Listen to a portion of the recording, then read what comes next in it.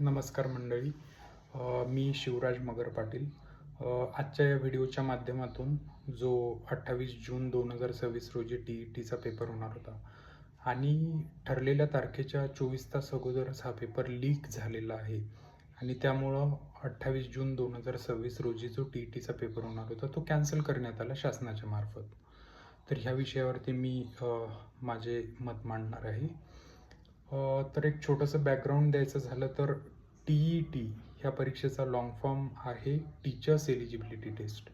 ही एक पात्रता परीक्षा असते आणि प्राथमिक शाळांमध्ये शिकवणारी जी शिक्षक मंडळी आहे, म्हणजे इयत्ता पहिलीपासून इयत्ता 8वीपर्यंत जो शिक्षक वर्ग तुमच्या शासकीय शाळा असतील किंवा प्रायव्हेट शाळा असतील त्या ठिकाणी जो शिक्षक वर्ग शिकवण्यासाठी असतो, त्या प्रत्येक शिक्षकाला ही पात्रता परीक्षा द्यायचीच असते. ही परीक्षा भारत सरकारतर्फे 2011 पासूनच सुरू करण्यात आली आणि महाराष्ट्रामध्ये 2013 मध्ये ह्याचा पहिला पेपर घेण्यात आला आणि मग तिथून पुढे दरवर्षी 2 वेळा ही परीक्षा घेण्यात येते. ही परीक्षा जे शिक्षक लोक D.Ed, B.Ed कंप्लीटेड आहेत आणि प्राथमिक शाळांमध्ये शिक्षकाची भूमिका बजावतात, अशा शिक्षकांसाठी ही परीक्षा अनिवार्य आहे. ही परीक्षा पात्र झाल्याशिवाय कुठलाही शिक्षक प्राथमिक शाळांमध्ये शिकवण्यासाठी पात्र होत नाही.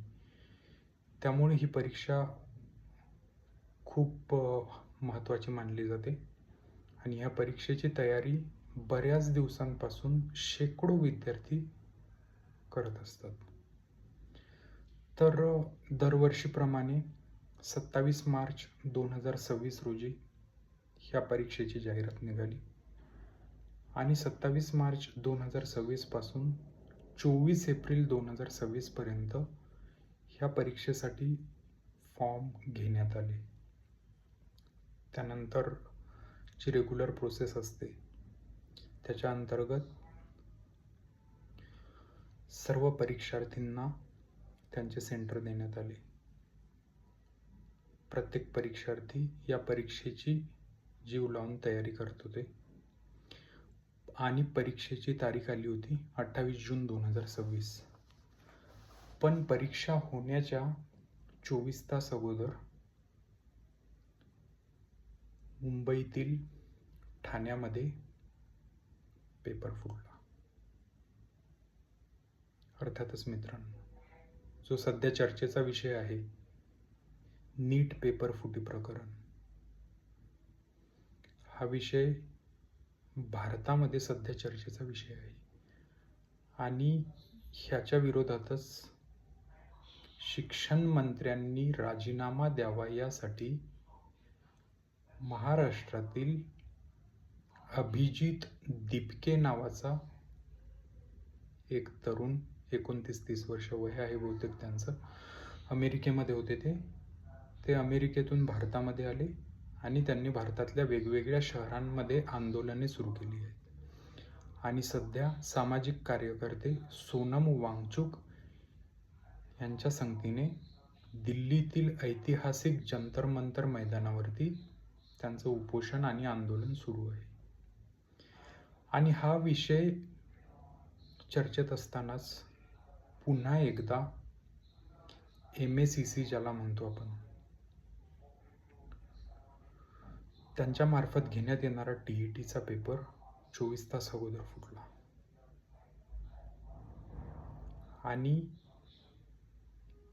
ह्याच्यामध्ये खूप मोठ्या प्रमाणात जे शिक्षक लोक आहेत, जे परीक्षार्थी आहेत, जे बऱ्याच वर्षांपासून ह्या परीक्षेची तयारी करतात, अशा विद्यार्थ्यांचं आणि अशा शिक्षकांचं खूप मोठ्या प्रमाणात नुकसान झालेलं आहे. ह्याची जाणीव सरकारला कदाचित नसेल, पण हा अतिशय महत्त्वाचा मुद्दा आहे आणि एकानंतर एक आता TETचा झाला, यापूर्वी नीटचा पेपर झाला, खूप मोठ्या प्रमाणात पेपर फुटी समोर येत आहे. हा एक चिंतेचा विषय बनलेला आहे. मग साहजिकच आहे प्रश्न पडतो की जे बोर्ड स्थापन करण्यात आलेले आहेत, ह्या बोर्डांची पात्रता नाही आहे का परीक्षा कंडक्ट करण्यासाठी? ह्याच्यामध्ये ज्या वेगवेगळ्या ऑर्गनायझेशन्स इन्व्हॉल्व आहेत त्या मग काय करतात? विशेष म्हणजे ह्या पेपर फुटीच्या प्रकरणावरती कुठल्याच लेवलला चर्चा होत नाही. फक्त सोशल मीडियावरती मी असो किंवा माझ्यासारखे अनेक लोक एक व्हिडिओ बनवतात, एक पोस्ट करतात आणि ते पोस्ट करतात. पण ह्या अतिशय महत्त्वाच्या विषयांवरती आपल्या देशाचं, आपल्या राज्याचं जे विधिमंडळ आहे, विधानसभा असो, विधान परिषद असो, या ठिकाणी कधीच चर्चा होत नाही. आणि प्रत्येक वेळी दुसरा कुठला तरी विषय समोर येतो आणि हा महत्त्वाचा विषय बाजूला सारला जातो.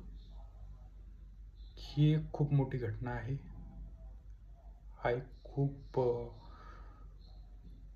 डीपली विचार करण्याचा विषय आहे की प्रत्येक वेळी पेपर फुटी का होते. आणि मी जे प्रश्न या ठिकाणी उपस्थित केलेत किंवा आपल्या सर्वांना जे काही प्रश्न पडले असतील, ह्या प्रश्नांचं उत्तर शासनाने द्यायला पाहिजे. ह्यासाठीच मी हा व्हिडिओ करते. धन्यवाद.